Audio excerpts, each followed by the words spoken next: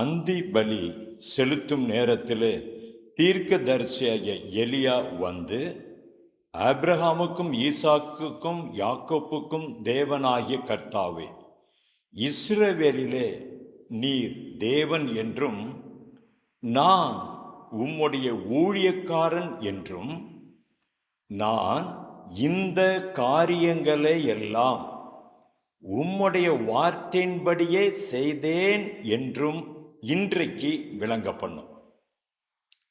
கர்த்தருடைய ஊழியத்தை கர்த்தர் சொல்லி நாம் செஞ்சோமானா, கர்த்தருடைய வார்த்தைக்கு கீழ்ப்படிந்து கர்த்தரோடு நாம் செயல்படுவோமானால் அது கர்த்தர் அங்கீகரிக்கிற ஊழியம்.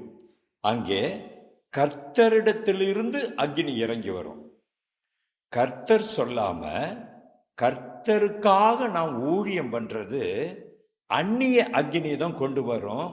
கர்த்தர் நம்மை ரட்சிப்பாராக, காப்பாற்றுவாராக.